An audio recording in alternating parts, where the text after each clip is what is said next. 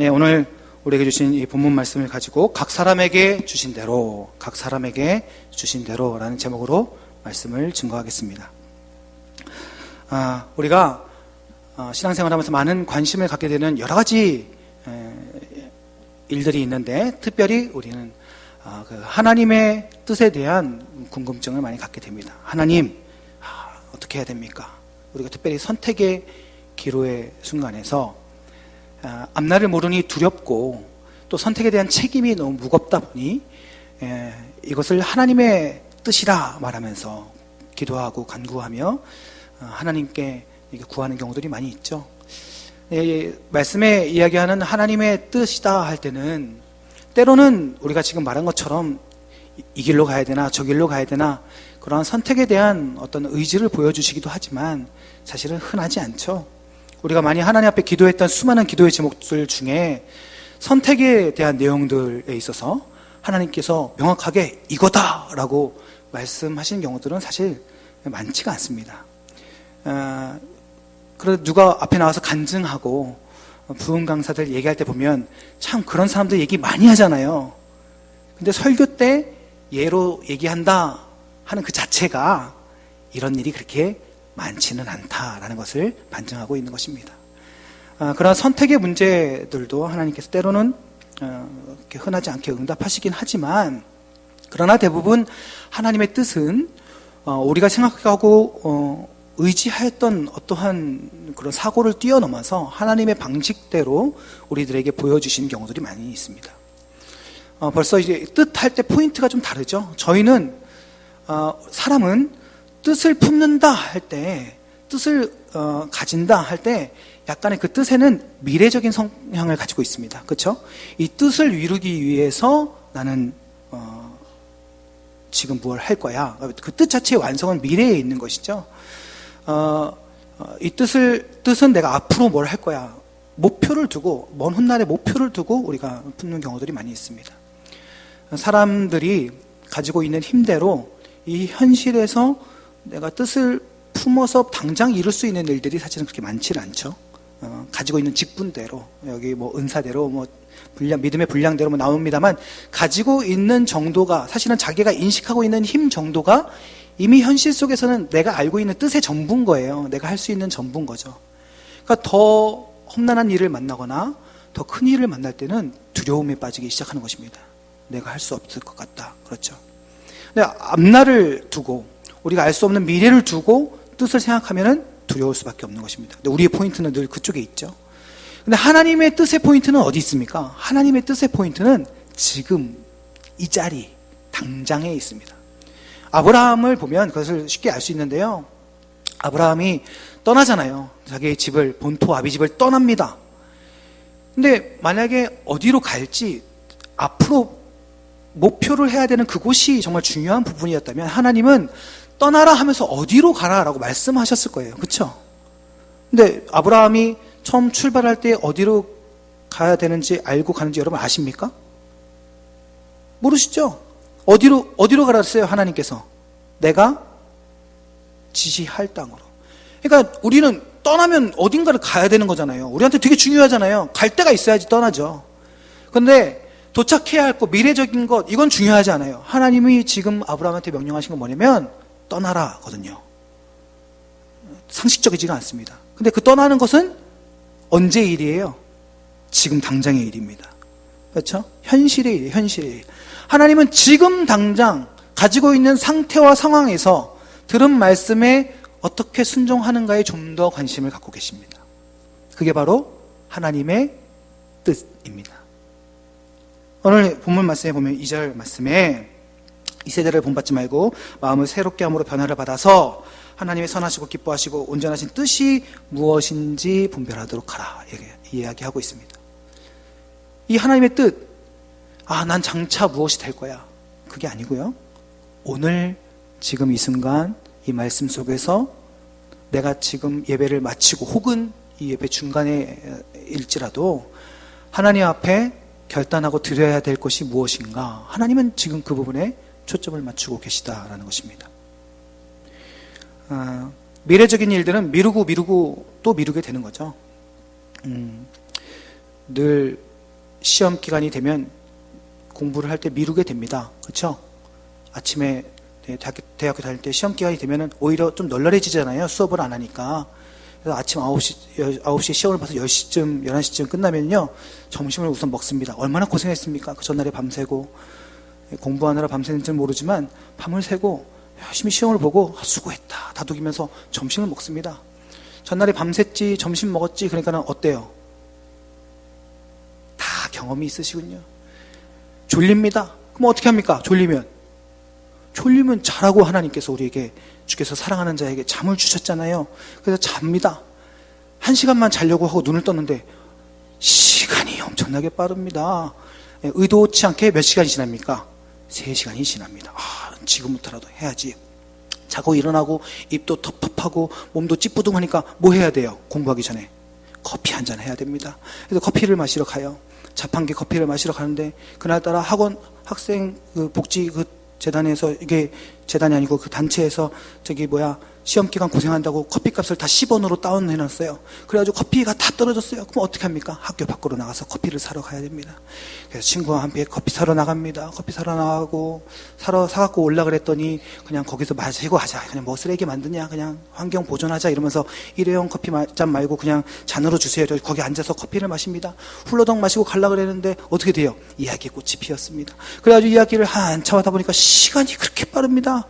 시간이 그렇게 빨라서 다시 올라가서 공부해야지 했더니 저녁을 먹어야 될 때가 됐어요. 그래도 6시부터 괜찮아, 밤새면 되니까 다음날 아침 9시 시험이니까 12시간 좀 이렇게 남았으니까 충분히 할 수 있습니다. 그렇잖아요. 의지가 있습니다. 그래서 저녁밥을 먹습니다. 저녁밥을 먹고 나가려고 그랬더니 세상에 밥까지 비벼준다 그러네요. 그래서 밥 비벼주는 줄 몰랐는데 밥을 또 비벼 먹습니다. 너무 많이 먹어가지고 배가 너무 심하게 부르는 거예요. 그럼 어떻게 해야 돼요? 거닐어야 됩니다. 그래서 거닐다 보니까 또 이야기꽃이 피었습니다. 그래서 이야기꽃이 피면서 운동장을 한 200바퀴 돌다 보니까 여리고석은 안 무너지고 아무튼 시간만 무너지고 한없이 가서 밤 9시가 됐어요. 밤 9시가 되니까 너무 많이 걸어가지고 힘든 거예요. 밤새 내내 공부를 해야 되는데 어떻게 해야 됩니까? 커피 한잔 해야 됩니다. 그래서 또 커피를 또 해서 커피 마시고 해서 딱 하려고 그러는데 뭔가 마음이 잡히지가 않아요. 너무 하루를 헛되이 보낸 것 같아서 막 후회스럽습니다. 어떻게 해요? 12시까지만 쉬다. 딱 밤새면 딱 될 것 같은 거예요. 옆에 친구한테 깨워달라고 그러고 잡니다. 엎드려서. 누워서 자면 끝나니까 엎드려서 자면 도서관에서 엎드려서 1시간이 지난 것 같아요. 친구가 깨우지 않습니다. 뭔가 눈을 딱 떴는데 불안해요. 시계를 딱 보니까 새벽 3시인 거예요. 친구도 옆에서 자고 있습니다. 야, 네가 자면 어떡해? 이러면서 그때부터 공부를 하려고 하지만 너무 졸리잖아요. 새벽 3시는 너무너무너무 졸린 시간입니다. 그래가지고 어떻게 합니까? 아침에 내가 이미 요약을 한번 했으니까 아침에 한번 잠깐 보자. 이러고 잠깐 잡니다. 눈을 뜹니다. 시간을 딱 보니까 잽싸게 일어나가지고 가방 챙겨서 시험 보는 장소로 막 갑니다. 시험지는 이미 나눠주고 있습니다. 늦었어요. 안 씁니다. 이게 바로 인간의 의지입니다. 그렇죠? 뭐 제가 우스갯소리로 얘기했습니다만 제 얘기가 아닙니다. 네. 여러분, 우리의 의지가 얼마나 부족합니까? 예? 우리의 뜻이라는 게 얼마나 연약합니까? 예? 한계가 있죠. 작심삼일이라는 말이 우리의 상태를 이야기하고 있지 않습니까? 예? 하나님의 뜻, 그것은 우리의 의지로 할 수 있는 힘 자체, 우리의 결단, 우리의 판단에 있지 아니하고 하나님께서 약속하신 바를 얼마나 바라보고 그분을 의지하는가, 얼마나 하나님을 기대하고 있는가, 그러한 하나님을 이 현재에서 얼마나 바라보고 있는가가 매우 중요한 줄 믿습니다. 이 하나님의 뜻을 이야기하면서요, 재밌게도 바울은 이러한 설명을 붙이고 있습니다. 3절부터 내용을 보시면요, 지체에 대한 설명을 하세요. 하나님께서 하나님의 뜻을 이루기 위해서 우리 모든 사람들을 사용하시는데 이거 뭔가 약간 기분 나쁠 만한 그러한 요절이 이 3절에 있습니다. 내게 주신 은혜로 말미암아 너희 각 사람에게 말하노니 마땅히 생각할 그 이상의 생각을 품지 말고, 이 얘기는요 그냥 너무 네 주제 넘게 생각하지 마라 이런 의미가 아니에요. 뭐 목사가 말씀 전하고 있는데 뭐 성도가 손들고 뭐 질문하고 뭐 이러면 안 된다. 여러분, 이런 권위적인 얘기가 아닙니다. 이 얘기는 무슨 얘기냐면요, 그 다음을 한번 보십시오. 그 이상의 생각을 품지 말고 오직 하나님께서 각 사람에게 나누어 주신 믿음의 분량대로 지혜롭게 생각해라.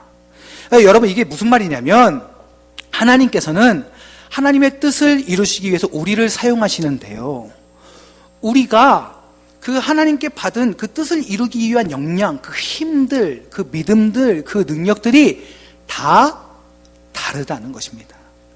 어떤 사람에게는 5달란트를 주셨고요, 어떤 사람에게는 2달란트를 주셨고요, 어떤 사람에게는 1달란트를 주신 거예요.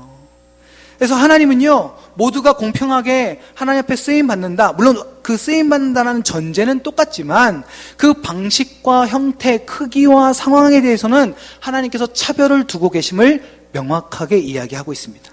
물론 하나님은 차별하시는 분은 아닙니다. 근데 제가 좀 더 의미를 잘 전달하기 위해서 제가 차별이라는 단어를 썼어요. 우리가 그걸 많이 느끼지 않습니까? 비교하면서, 다른 사람과 비교하면서, 하나님, 저 사람에게는 왜 저런 거 주셨는데 왜 저에게는 왜 그런 걸 주십니까?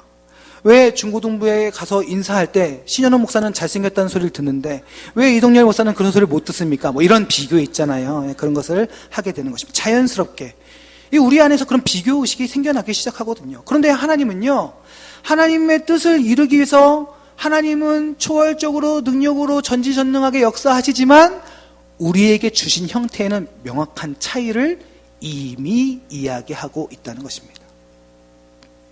만약 아브라함이 하나님의 뜻을 듣고 왜 말해주지 않아요? 어디로 갈지 왜 말해주지 않아요? 하필이면 왜 내가 가야 돼요?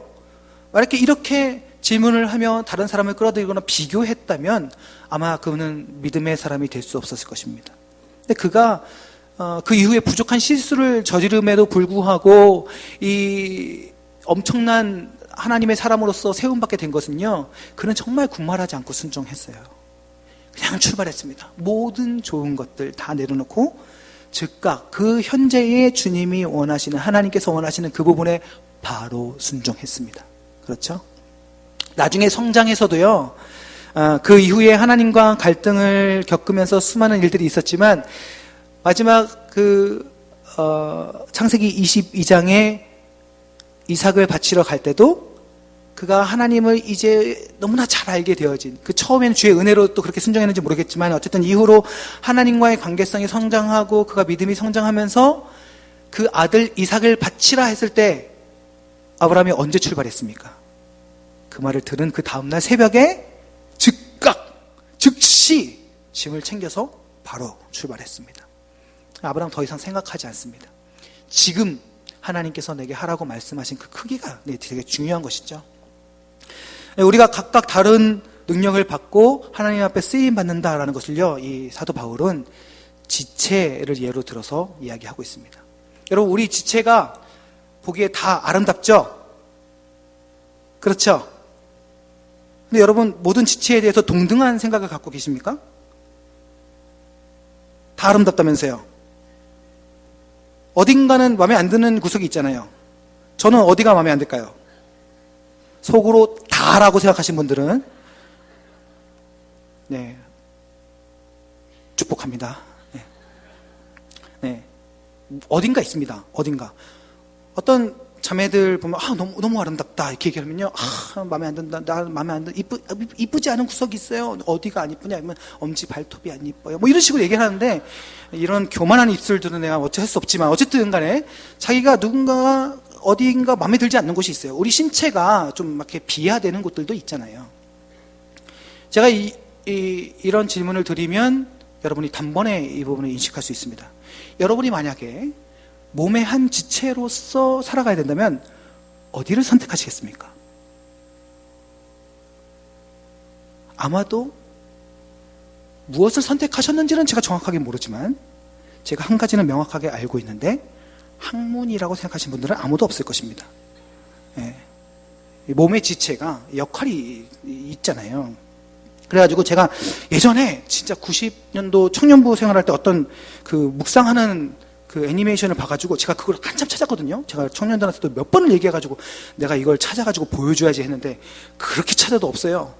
찾다가 제가 그게 무슨 내용이었냐면, 이제 얼굴이 이렇게 둥둥둥둥 다녀요. 그러다가 학문을 만났어요. 똥꼬를 만났는데 이 얼굴이 이쁘게 생겼어요. 화장도 하고. 그래가지고 이러면서 너는 너무 더럽고 막 이러면서 막 무시하니까 이 똥꼬가 화가 나가지고 똥꼬를 확 다물었어요. 그랬더니 이 속에 막 많이 쌓여가지고 얼굴에 두드러기가 나기 시작하면서 얼굴이 썩기 시작했습니다. 그래서 그 얼굴이 나중에 똥꼬한테 와서 미안하다고 얘기하니까 똥꼬가 화를 풀었어요. 하여튼 그런 얘기예요. 그러면서 모든 지체가 소중하다 뭐 이런 내용이었는데, 이걸 보여주면서 해야 되는데 아무리 찾아도 없어요. 그러다가 충격적인 기사를 제가 발견했습니다. 입과 학문의 유사점을 발견했어요. 그래가지고 이거 더럽게 생각하지 마시고요. 네. 어떤 의사가 쓴 아주 진지하게 쓴 기사 속에서 발췌한 것입니다. 입에는 입술과 혀가 있습니다. 음식과 침을 섞이게 하면서 입 밖으로 흘리지 않게 해준다. 학문, 내 외치 정맥 총과 괄약근이 있습니다. 이게 입술과 혀의 역할을 하는 거예요. 쿠션 작용으로 배변을 원활하게 하고 변이 되는 것을 방지한다. 훌륭한 역할을 하고 있습니다. 입에는 치아가 있습니다. 음식을 잘게 부수는 역할을 한다. 모르셨죠? 엄청난 역할을 하고 있습니다. 항문, 치상선이라는 게 있습니다. 항문 점막과 피부가 만나 마치 이 모양의 주름을 생성한다. 입과 항문의 유사점. 침샘이 있습니다. 소화효소가 함유된 침을 분비하여 소화를 돕고 음식을 부드럽게 넘길 수 있게 한다. 항문샘이 있습니다. 항문 내부로 점액을 분비하여 변이 원활히 배출될 수 있게 한다. 엄청난 역사가 거기서 일어나고 있습니다. 섬세한 감각 기능. 음식의 성상이나 6가지 맛을 구별할 수 있다. 그렇죠? 항문, 섬세한 감각 기능. 죄송합니다. 기체, 액체, 고체를 구별할 수 있다. 방귀, 설사, 단단한 변. 이렇습니다.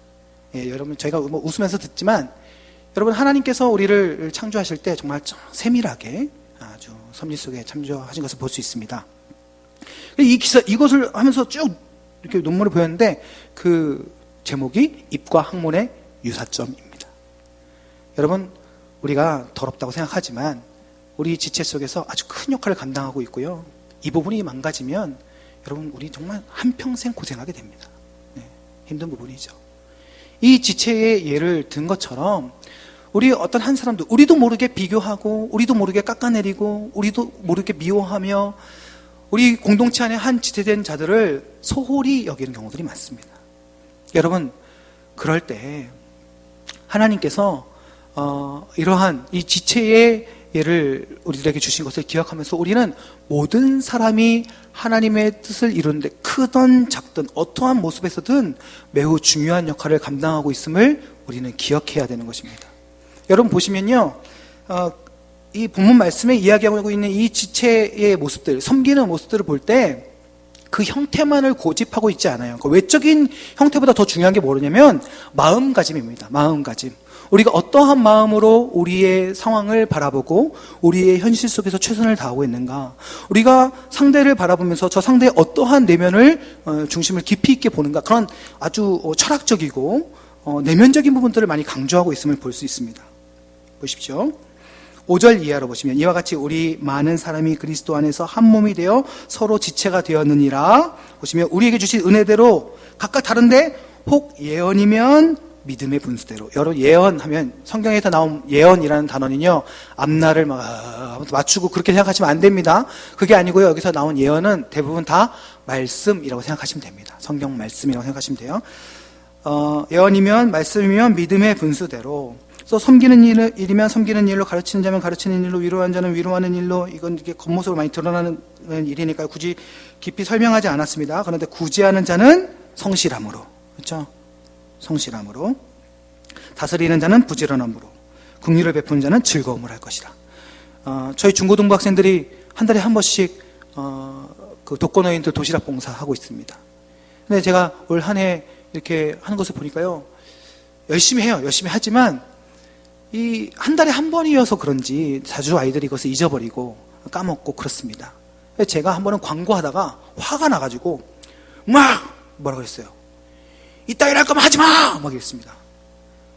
너무 우선순위가 아닌 거예요. 제가 한번 도시락 몇몇 아이들이 이렇게 좀 빠진 날이 있어가지고 제가 한번 찾아가서 뵀는데, 저는요, 저 잊어버릴 수가 없을 것 같아요. 어떻게 그 공간에서, 그 작은 그 어두운 공간에서 마치 죽을 날을 기다리는 것 같은 그 연약한 그 할머니 한 분이 나와서 연신 굽히면서 감사합니다, 감사합니다 하는데요. 저는 지금도 잊을 수가 없습니다. 근데 어떻게 이분들이 잊어요?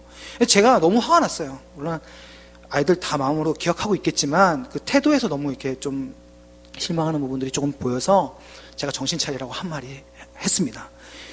대충 할 사람들은 그만둬! 그랬더니 어떤 아이가 다음날 전화했더라고요. 대충 할 것 같아서 그만두겠습니다. 이래서 쿨하다. 넌 진짜 상남자다. 이래서 그만두라고 했습니다. 네. 하여튼 뭐 저는 차라리 그게 낫다고 생각합니다. 자기가 감당하지 못할 거면 안 하는 게 낫죠. 네. 근데 할 거면 성실함으로 해야죠. 도울 거면 성실함으로 해야죠. 그렇습니다. 이런 성실함이 필요하죠. 다스리는 자는 부지런함으로.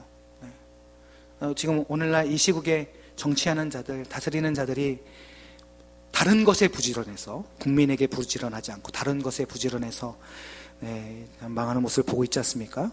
성실하게, 바르게 부지런해야 될 것이라고 생각합니다.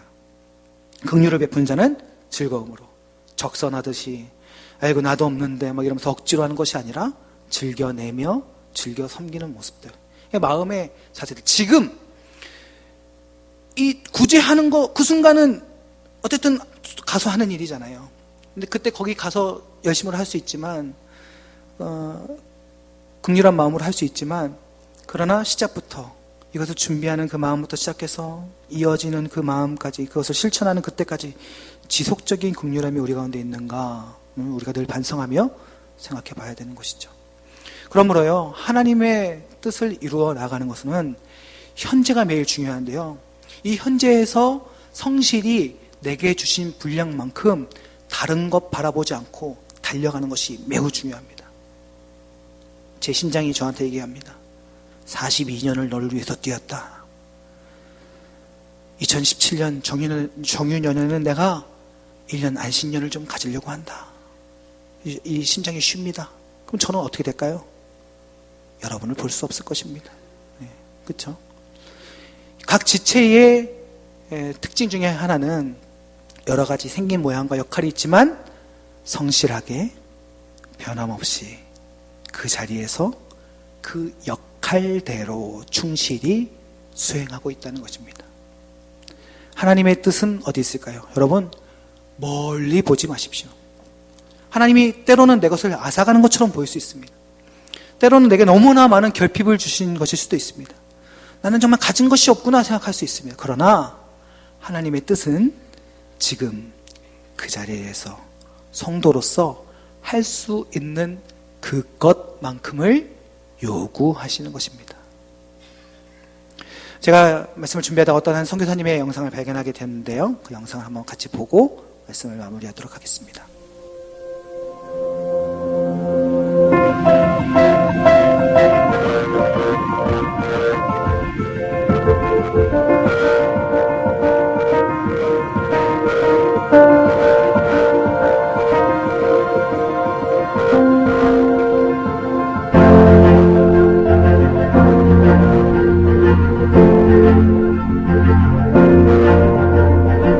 그때 분명한 하나님 음성이 저에게 들린 게 너가 내가 원하는 곳에 갈 수 있겠느냐는 음성이었어요. 그렇게 대답을 했죠. 기도같이. 주님이 함께 하신다면 어디든 갈 수 있을 것 같습니다. 예수님이 저희 마음에 확신을 주셨고, 그리고 저희 남편 마음에 확신을 주셨고, 그 결정이 너무 기뻤기 때문에 어느 길로 가든, 돌아가는 것 같아도 거꾸로 가는 것 같아도 예수님만 따라가면 하나님께로 가는 그 길이니까.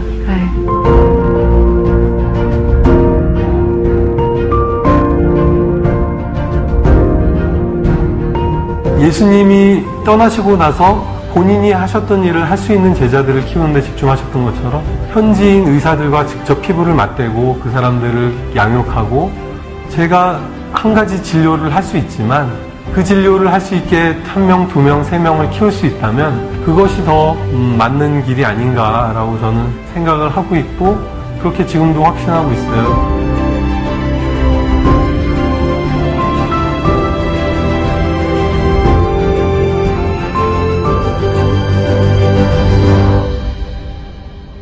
어느 날 몸이 좀 불편한 것을 발견을 했고, 괜찮겠지 하다가 통증이 이제 발의 통증이 너무 심해져서 한국 가서 좀 치료를 받아야겠다 해서 한국을 갔는데 병원 가서 파킨슨이라는 걸 알게 됐죠. 네. 앞으로 나는 어떻게 될까? 그리고 저희가 아이도 셋이나 있고 하다 보니까 이제 가장으로 어떻게 되나? 실질적인 고민들이 사실은 많이 됐죠. 근데 너무 그 생각하는 것 자체가 괴로운 거예요.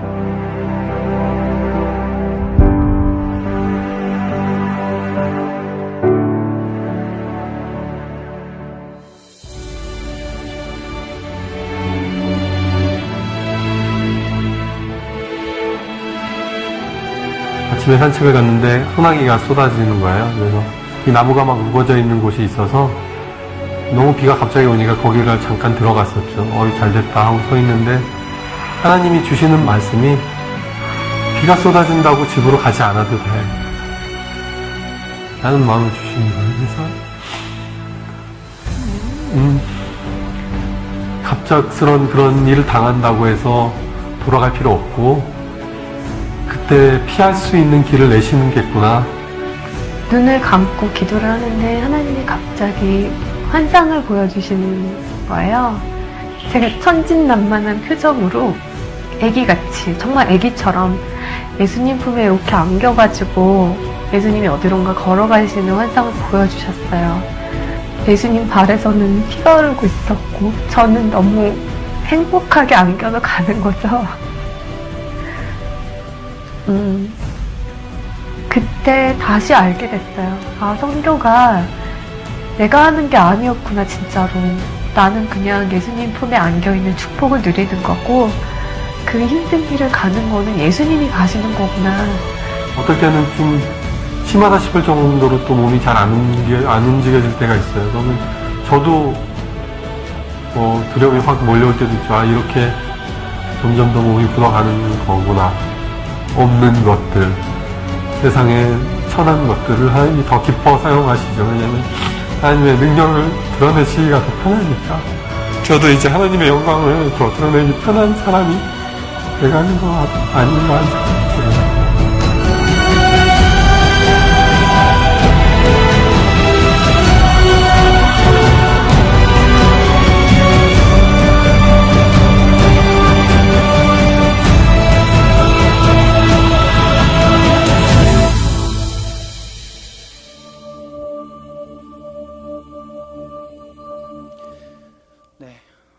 의사라서 잘나서 저기 가 있구나 이렇게 생각하지 마시고요.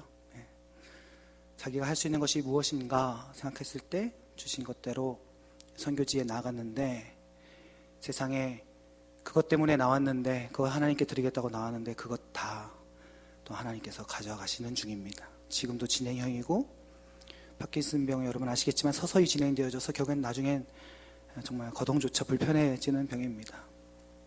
그런데 하나님께서 그 선교사님에게 하신 말씀은 지금 그 상태에서 할 수 있는 것을 계속하라 은혜 주시는 거예요.